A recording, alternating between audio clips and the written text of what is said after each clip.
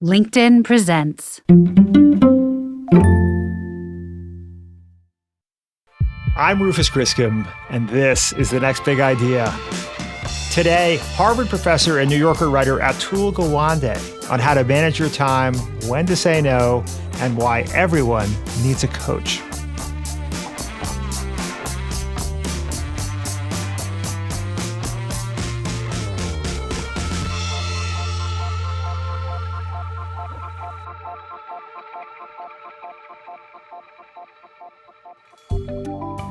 I have been fortunate enough to get to interview many of my intellectual heroes on this show. Yuval Noah Harari, Walter Isaacson, Steven Pinker, and of course our four extraordinary curators, Susan Cain, Malcolm Gladwell, Adam Grant, and Daniel Pink. But I still have a running list in my head of dream future guests. And one name has always been near the top, Atul Gawande. Atul is a practicing surgeon and a professor at Harvard Medical School. He was recently tapped by President Biden to serve as the assistant administrator of USAID's Bureau for Global Health, where he oversees a portfolio of public health grants that totals more than $4 billion. Atul first came onto my radar not as a physician, but as a writer. A frequent contributor to The New Yorker, he's written 4 books, including Complications, The Checklist Manifesto, and the #1 New York Times bestseller, Being Mortal. When I heard our curator, Adam Grant, interview Atul on his podcast, ReThinking, which, by the way, is fantastic. You should absolutely follow it if you haven't already. I couldn't resist asking Adam and his team if we could share that episode here with you.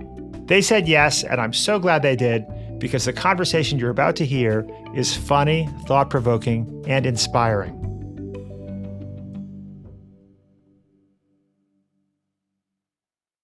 If you're interested in the story behind the business headlines, check out Big Technology Podcast, my weekly show that features in-depth interviews with CEOs, researchers, and reformers in business and technology. Hi, I'm Alex Kantrowitz. I'm a longtime journalist, CNBC contributor, and the host of the show. I empty my Rolodex every Wednesday to bring you awesome episodes, so go check out Big Technology Podcast. It's available on all podcast apps. Would love to have you as a listener.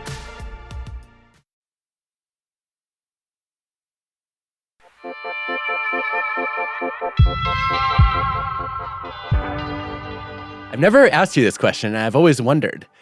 What did you want to be when you were growing up? Oh, man, it was so many different things. But, I'm the son of 2 Indian immigrant doctors. So you can bet that the base plan was become a doctor. All thoughts of anything else were rebellious pivots. And I'd say that the single most attractive thing was becoming a rock star. It just wasn't in the cards. But I met my wife during my second year of college when she ended up in the same dorm, and I convinced her to teach me to play guitar, which is partly a way of getting more time with her. But then I did pick up the guitar and got to record music, started a band, and I love the way you can connect with people through music and have a child who now lives out that musical dream for me. But it oddly enough happened to be through writing and public health and surgery that I found ways to make that connection. You chose surgery, obviously. That's an enormously consuming career. Somehow you managed to find time to write for The New Yorker. How did your identity expand from I'm just going to be a surgeon and that could take up all my time to I'm actually going to have a side gig as a prominent writer? The best advice I got, which came late in life but seemed to register, was a colleague who said, just say yes until you're 40. And after 40, just say no. When you're young, you don't know what actually energizes you and what you will prove to be good at. You don't have a sample size to know. And I started with a base assumption that I grew up around medicine, so I could be comfortable in it. But even in medicine, you don't know what you're going to be when you grow up. What kind of field do you want to go into? Do you want to lead people? Do you want to go deep in a technical area? Do you want to be in a research lab? Do you want to do startups? Do you want to do public health? There's so many different directions to go. And I just said yes. I hit college and found my mind was blown. I was from a rural town in Ohio, and there was incredible possibilities. I ended up going to a place like Stanford where everything was open to me. It was too much choice. And so I just started saying yes to stuff. And then I paid attention to the things that actually energized me. Just finding time flew when I did certain things. I was very into Stephen Jay Gould, the writer on evolution. I was very into health policy, and I was very into understanding clinical trials and how you create impact in science. That blossomed into saying yes to spending time on presidential campaigns around healthcare. And I worked for Gary Hart and Al Gore when he ran.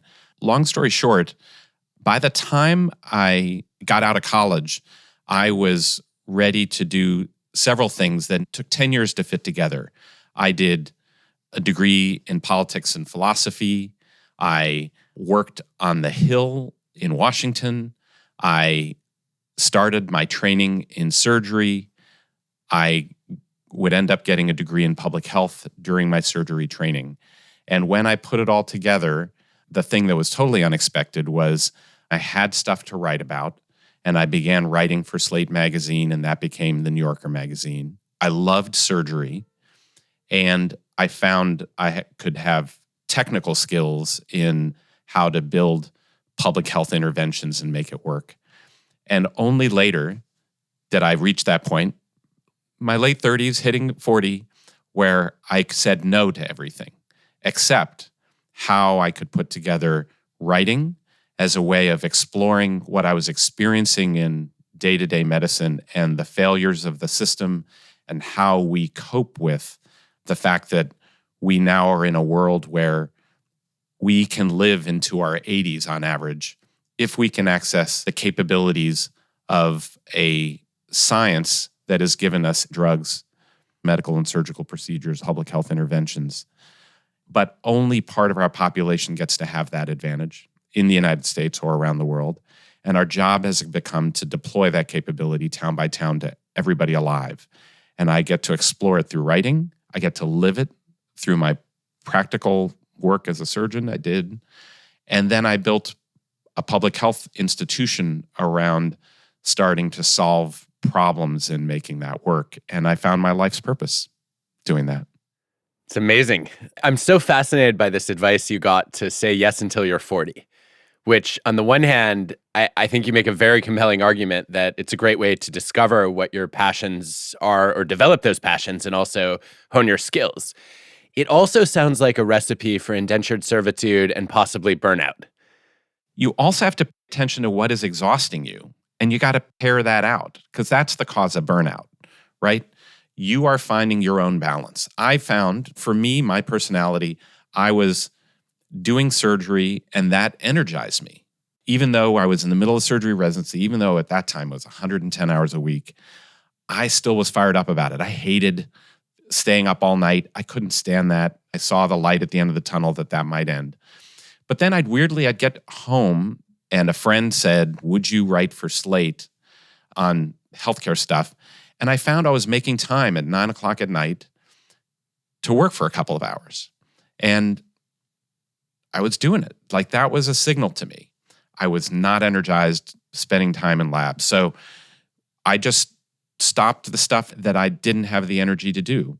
There was a lot of things that I quit, so that I wasn't burning out. And even today, the work can be overwhelming at times, but I'm marshaling my energy around spending as much of it doing the things that I can value and enjoy. There's always crap. There's always a grind in everything, and that part is there. It's just there has to be some saving grace that keeps you going. I was wondering if that's a technical term, crap. Yes, you study that on this podcast, I think. We do.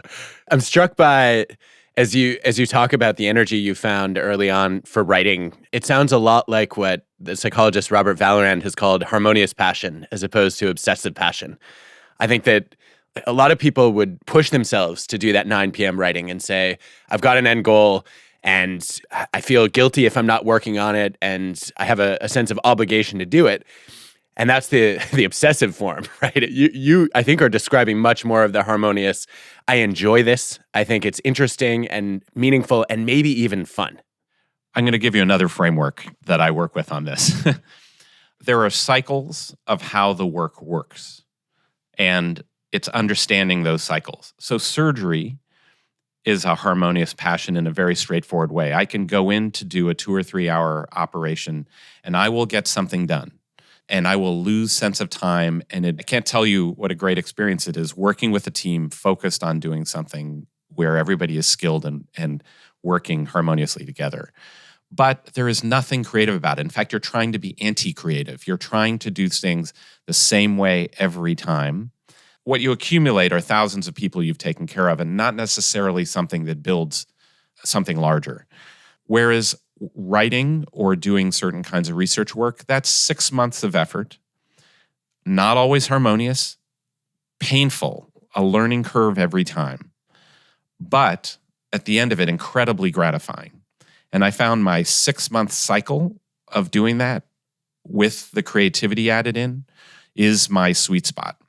Public health is working on problems that will take minimum 5 to 10 years, and you may never solve, and we'll be handing it off to someone else to finish the job.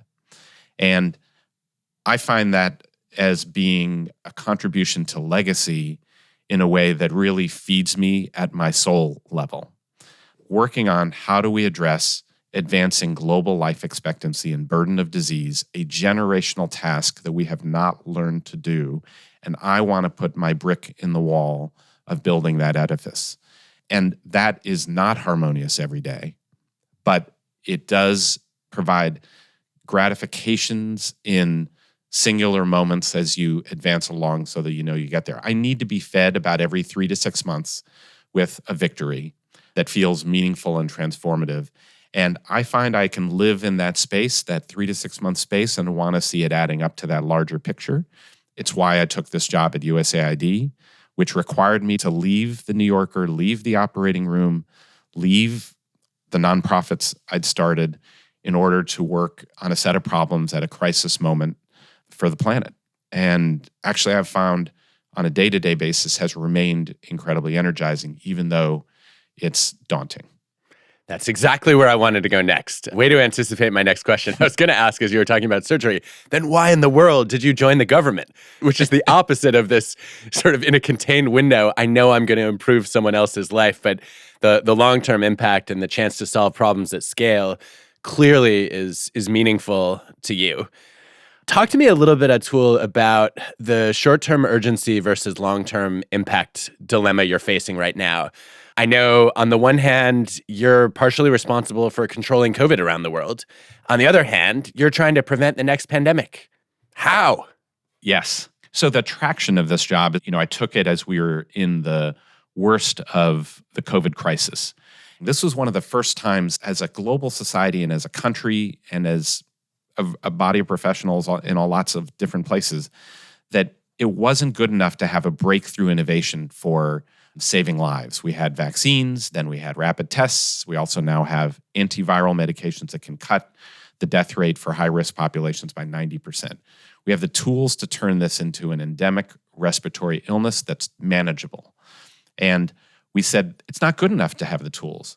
Beyond the breakthrough innovations, we need the follow-through innovations that make sure that it can deploy and reach everybody.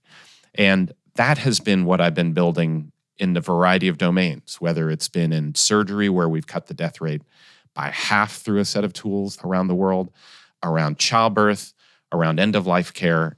And here was this one thing where we said the United States and the richest people in the United States getting the vaccines isn't good enough. It had to get to all Americans and everybody around the world this year. That's incredible. And so I said, sign me up. And I got to work at addressing the next pandemic and doing it in a better way than we did the last time. This pandemic has resulted in the last 2 years in the first reduction in global life expectancy in a century. We've had steady improvement year by year in the likelihood that women in childbirth, that children, and that people across the age span would survive. And that declined in the last 2 years. And it wasn't just directly from the COVID infection.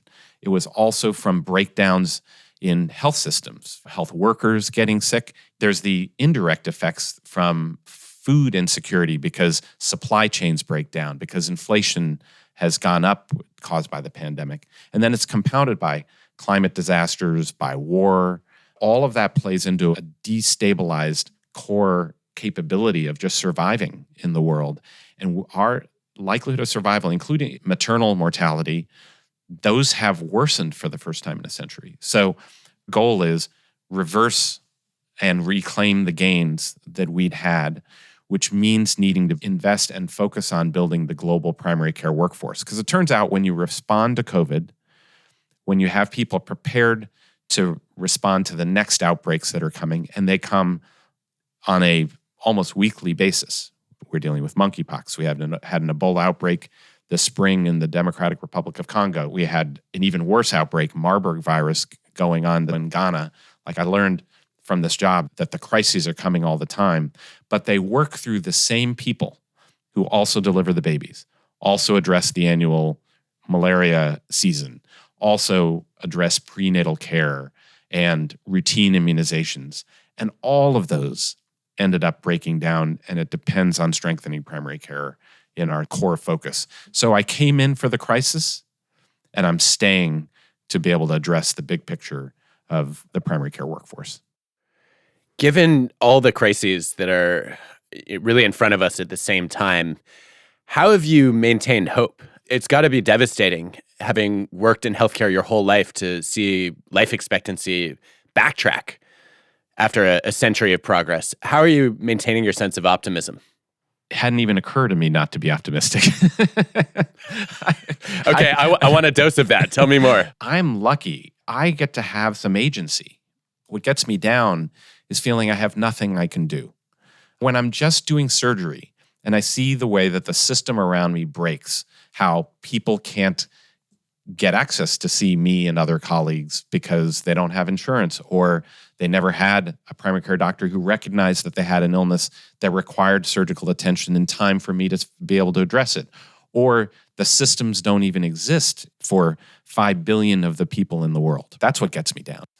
The other thing that jumped to mind when you said this was, in surgical training, you have a rotation on the plastic surgery team, but you can also get called for someone's heart stopped and you're part of the emergency team to do, CPR and see if you can get them back.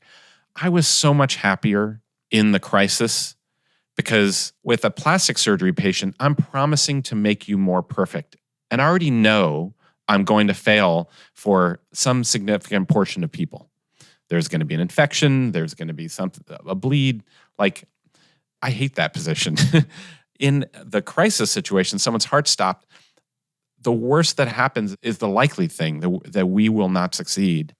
And so, yes, we're in the middle of a crisis, and it's devastating. It is a major setback. We've lost years of work in gains in life expectancy and burden of disease. But I also see a pathway that we can reclaim that within the next 2 to 3 years.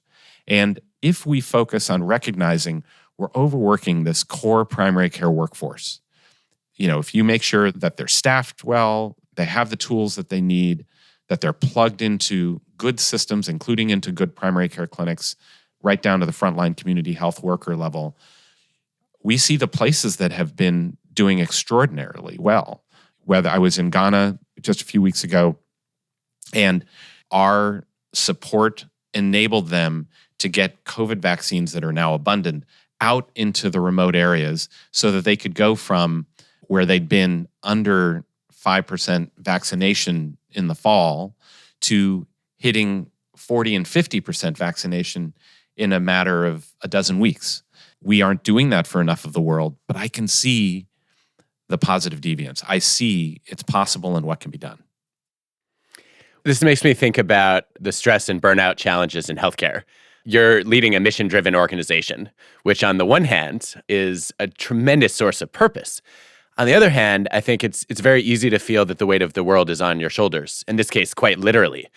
Whenever I bring up burnout in healthcare, people talk about compassion fatigue. And I immediately want to intervene and say that's a misnomer. Neuroscientists have taught us for a decade and a half now that it's actually not expressing compassion that exhausts people. It's empathic distress. It's the feeling of concern, but being unable to help. And I know you are managing a whole team of people who are confronting that empathic distress right now. There are a lot of problems that you can't solve, at least in the short term. What are you doing to help protect your team from burnout? I think this is really important. And it boils down to, how do I enable people to feel effective in what they're doing? So number one is to set clear priorities. And I named those priorities. We're going to control COVID. We're going to work to prevent the next pandemic. And we're going to strengthen our primary healthcare workforce as a means to drive global life expectancy. On COVID, we have had a frustrating period where since January, we've been telling Congress and the world that COVID is not over, that the US and richer countries have access to vaccines, to rapid diagnostic tests, to antiviral pills, and the systems to get it to every part of our population, but that the bottom 2 billion don't have that and are not armed with that arsenal. We have been without funding now to extend that work. We are going to be having to fold down our COVID task force for doing a substantial part of that work while retaining as much of it as we can. That is depressing, but I'm not going to make people try to do impossible things with no resources. We are scraping, we're finding every creative way we can to keep programs up and going and concentrate in a few parts of the world where we can make some victories. We had a presidential summit. We said, look, we have no money from Congress. We're still going to ask the world to help solve this problem and raise $3 billion to work towards these ends collectively. And so we can express leadership that way and bring other people to the table to do it. So we're going to keep hammering away. And after this podcast, I'm going right back up on the hill and saying, hope springs eternal. This has to happen. We have to do this. We have to give this backing. Now, we have almost $1 billion of investment, incredible, on preventing the next pandemic. The Republicans and Democrats actually came together and committed to the funding to say we've got to do this better. And so we have the teams that are actively getting better at driving response to outbreak. And part of my lesson there is they're overwhelmed by having to build fast and being asked, like, why isn't this happening already? We've provided the funding. What the heck's happened? And I'm trying to help people understand the story of how much gain we're providing where we're able to do this. So, for example, in the Democratic Republic of Congo, Ebola broke out in West Africa, where DRC is, in 2014, 2015, 10,000 dead, and it was 4 months of circulating virus before it was recognized in the health system and an outbreak was declared. And so that's why it's spread everywhere. It's spread invisibly. We have made investments over the last 7 years to drive improvements in that system, so that by 2020, instead of 4 months, it was 15 days in the 2020 outbreak before a case was identified in a hospital, diagnosed, and an outbreak declared and a response mounted. And the result, it was 55 deaths, and it was confined to the country. In April, the systems we'd worked with the government to produce meant less than 48 hours for it to be detected, suspected by the clinician. The diagnostic test was right there. They ran the test. It confirmed the person had Ebola. They immediately called an outbreak, started tracing contacts, and the outbreak was declared over within weeks. Only 5 deaths, and it was locally contained. Wow. That is now what we're replicating in 50 countries, and I can energize people by helping them celebrate we can accomplish this in some of the most difficult environments in the world. We can replicate it at scale, and Congress can understand that their investments are not going nowhere. They're actually making a difference. And Republicans and Democrats do respond to that. And I'm now trying to win the case on the primary healthcare components. What's measurable? How do we know if we're going to make victory and win? And I haven't got them there, but I'm getting more of an understanding. I know this will take chipping away at it, and our teams will be coming along together on the journey. We're all pulling in the same direction. You're not alone at doing this. You know, I have 2,500 people across 100 countries, and that's where energy and effectiveness, I think, comes from. Wow, that's incredible progress.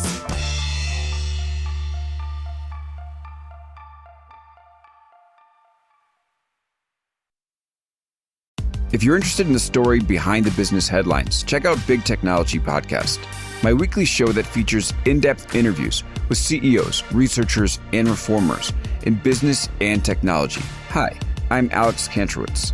I'm a longtime journalist, CNBC contributor, and the host of the show.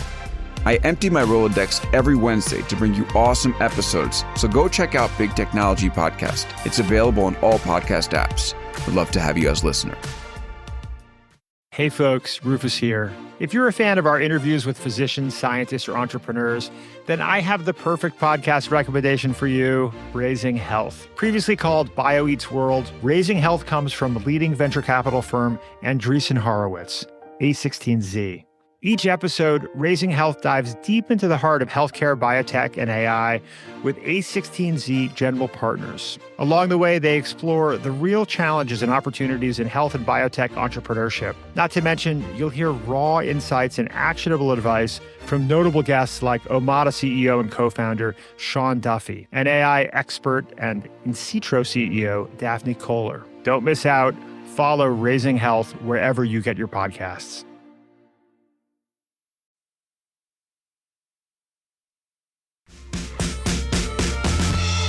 It strikes me that it's never possible, right, to succeed in every single one of those efforts, though, right? So if you're going to scale in 50 countries, you're probably going to have a few where it doesn't go as you hoped.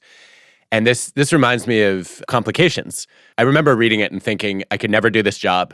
I'm so grateful that there's someone with the skill and the patience to do it.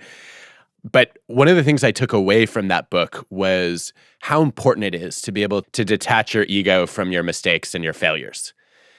And you're now facing that at a much larger scale, knowing that if you fail to contain an outbreak, it could be thousands of people or hundreds of thousands of people who die.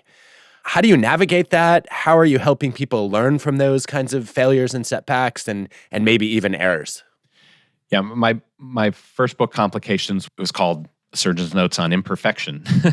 My writing tends to be coming from the places of distress and confusion, right? This was written during my training where I had to learn on people how to do surgery. How do I claim that permission to have a learning curve?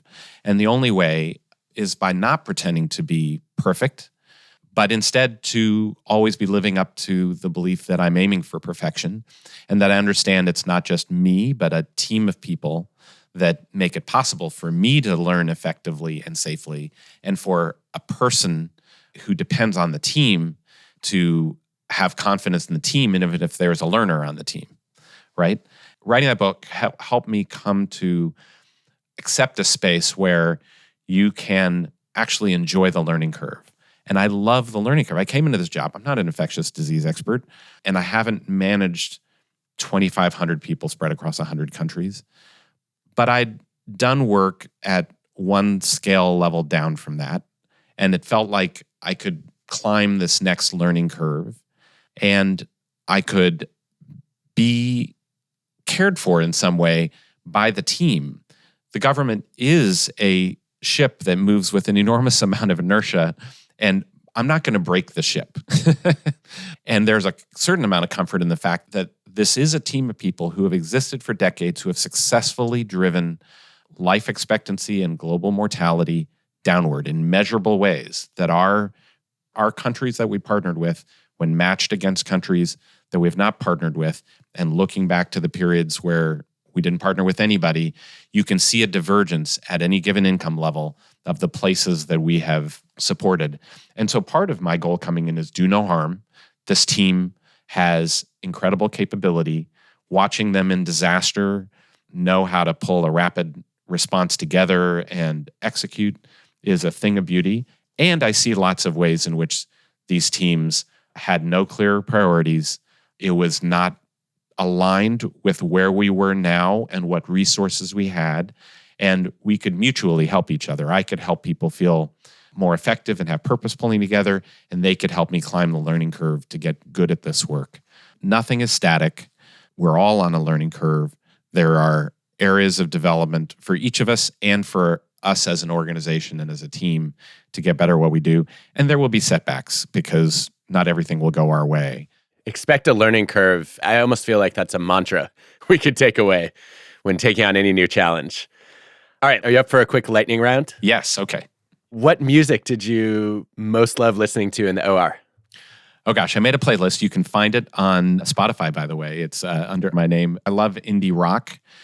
I'm also was trying to have a playlist that would draw in the best nurses and anesthesiologists to want to join me. And I found that I had a target profile and I figured out what music they liked and I got some of their music in and learned like country isn't going to fly with some of the people I was trying to get. And like, industrial techno, no, okay, that's not going to happen. There was a strategy behind it. But a lot of it was also just getting stuff I loved into it, which still ranges from Andrew Bird to Arcade Fire. And that's just the A's. Wow. All right. Since we can't read you right now, who's a writer we should all be reading? I barely get to read these days, but a writer we should be reading, I'll just say Patrick Radden Keefe has blown me away with 2 books back to back that are incredible. Say Nothing, about the Troubles in Ireland, and then Empire of Pain, the Sackler Dynasty, a critical driver of the opioid epidemic, killing 100,000 people now a year. And both are just unbelievably well told, as well as important and powerful and meaningful books. What is the biggest lesson you've learned from the work you've been doing in Ukraine? The biggest lesson was that there's a space between disaster relief, where you solve the acute crises of the moment, and the system building we're used to doing in global health, where you plan in months and deliver in years. In Ukraine, the week that the Russian government invaded the entire country, the pharmacy system shut down, 90% of pharmacies closed, access to medicines, supply chain disappeared, the trucks from Europe aren't going to be driving through anymore. Cyber attacks from the Russians were trying to take down the electronic health record system. And we are used to addressing, well, is there a risk of polio? Is there a risk of measles? And the disaster relief folks focus on what's the trauma, what's the food needs, what's the shelter required. On top of that, probably the biggest chunk of time was filling in the space of keeping the system itself resilient and moving. And that enabled a supply chain to get reestablished within 3 weeks, move the electronic medical record system into cyberspace and into the cloud and protect it against cyber attacks. Incredible, just that need. And it led to really building an entire team on the fly that now we're applying to these other areas where it could be an outbreak, it could be a health disaster, and making that team come together. Excellent. What's the worst advice you've ever gotten? Well, it's the constant advice I got early on, which is you have to pick one thing, Atul. And I just resisted it because some people will be brilliant and best diving deep into one thing. But there's lots of creativity at the edges of combining fields, combining approaches.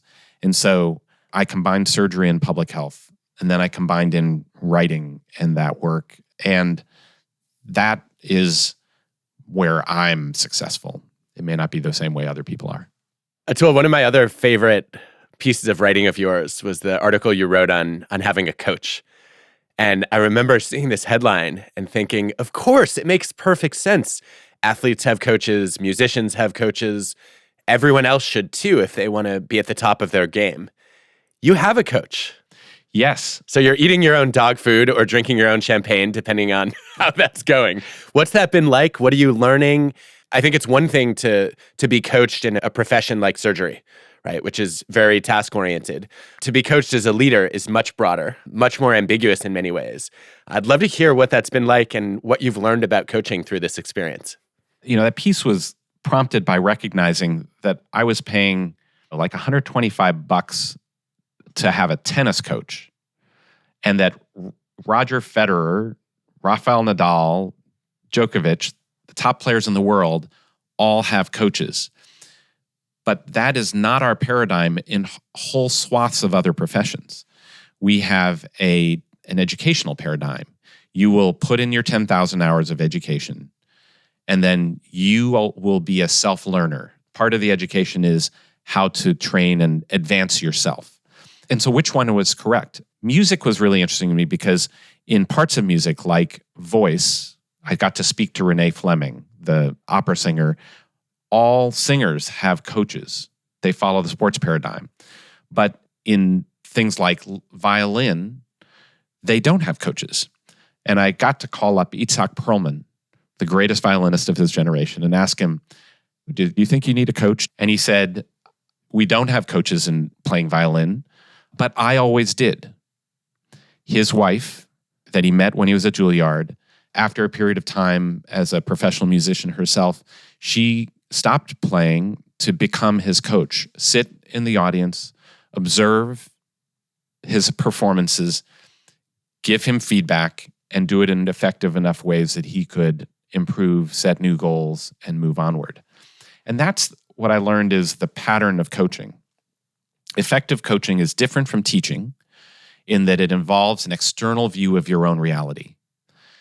And then ideally, it orients around the goals that you set for where you want to advance. It can give you a framework for where you want to advance. And so I tried it out, and I'm so glad you asked me about this because I decided to bring a coach into my operating room, and it was a fellow surgeon who was one of my professors and one of the surgeons I most wanted to be like, named Bob Osteen, and he died just a couple weeks ago. A cancer surgeon I just tremendously admire, and was my coach in the operating room, and would observe, and we would set goals. I'm going to work on how my team works in these next few months. I'm going to work on my technical skills. I'm going to work on, the things we worked on most until I stopped doing surgery in December, which was painful, teaching, and how I could be a more effective teacher. Translating that into this atmosphere, as I started building public health institutions, I had a executive coach that I engaged, a guy named Alan Foster. He's terrific. And we've been together now for a decade. And working on, as I've started up multiple organizations, as I've advanced them along the way, and now in this role. And I actually think a lot of people have executive coaches, and it has become a familiar thing. But the key to it has been not just my giving him my independent view of the world, but having him do a 360. And we actually just came through our 360 here with our team, where he reviewed and talked to all of my leaders. And we got inputs from more than 30 people, including people reporting up to me, people above me, people that we have to work with as peers across the government, and identified things that were going well and the strengths I was building on, and the opposite things. Invariably, it was the flip side of my strengths. So, for example, I'm very energetic, as you might hear, and I'm also good at making decisions and making them quickly. But I'm moving so fast that I'm not communicating them, and I'm not recognizing how to move them down into the organization and across to other people. I'm already moving on to my next thing. It's the rubber band theory of leadership. You want the rubber band to pull ahead enough that people are coming with you, not fall so far behind that people are just swinging around behind you. I will tend to go so far that I can break the rubber band. Do you have strategies for making sure that you take that feedback seriously as opposed to brushing it off and saying, well, that's just how I work. You better get with the program? The main strategy is identify actions to take, which include informing people, here is what I've heard, and trying to set that model that you make feedback part of the culture of the place that you are advancing. One line of feedback, one of many lines of feedback, was that I tended to interrupt people as they were talking, and that was really bad. And so we came up with that I would owe $10 to the candy jar that we kept out for people walking through. And every time I interrupted people, and so people could call me out, have permission, it's $10 in the candy jar. And my whole goal was to get rid of the candy jar. Like, I wanted an empty candy jar. I definitely never had an empty candy jar. And so it wasn't quite accepting it. It was recognizing that, it was trying to diffuse it, trying to reduce it. I reduced it, but not eliminated it. And there's a certain degree of, you want to share the strengths so you're not sacrificing the strengths along the way. They're typically related, the strengths and the weaknesses. I think of Deborah Tannen's work on what she calls high consideration versus high involvement conversation styles. And for you to say, listen, when I interrupt, that doesn't mean I'm intending to be rude or impolite. It means I'm really engaged, and it's a sign that I'm excited to jump in and build. But as a leader, I know that carries a lot of weight, and it might silence people in the room. It seems like even being able to have that conversation, right, is a helpful step, whether or not you make it to the candy jar. Yes. It's acceptable once in a while, but it can't be an acceptable pattern. The culture of a organization is the worst behavior you tolerate. We'd be in a wonderful place if the worst thing that happened is that the boss sometimes interrupts you. We have bigger problems to work on in every organization I've been part of, because it's not just about me. It's also getting the organizational feedback. This I got out in surgery, right?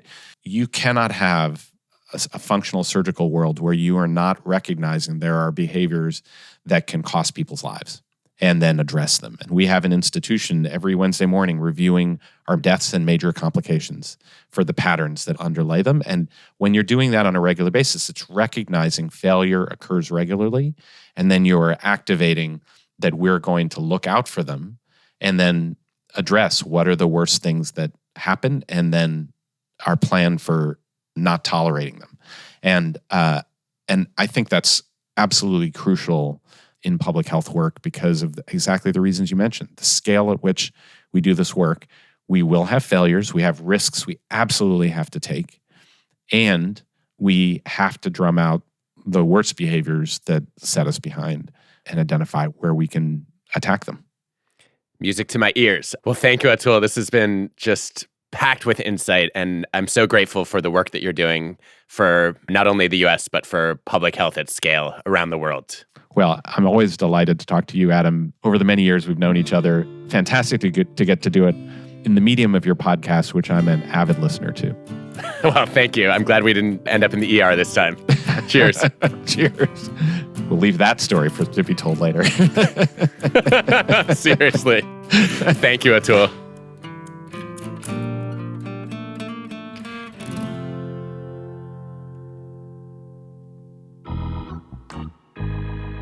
That was surgeon and author Atul Gawande speaking with our curator, Adam Grant. This episode first aired on Adam's podcast, ReThinking, which is part of the TED Audio Collective. He's interviewed some truly remarkable people, like relationship experts John and Julie Gottman, Academy Award-winning filmmaker Adam McKay, and the one and only Dolly Parton. Follow it wherever you get your pods. Are you enjoying this show? Tell your friends. Seriously, text them a link. We're always looking for new listeners, and we'd be honored if you'd help us out.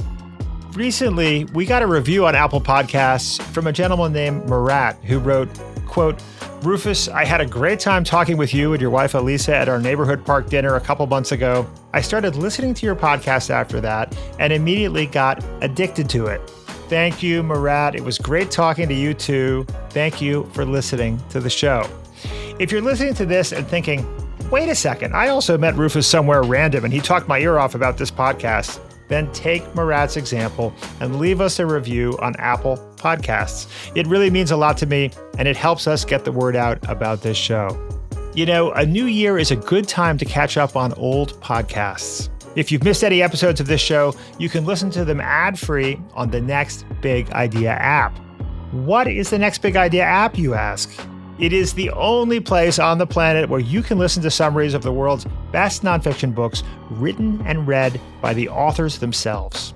Folks, we poured our hearts and souls into this thing, loaded it up with hundreds of summaries, hours of masterclass-style video e-courses, extended versions of this podcast, and, coming soon, original short-form audiobooks.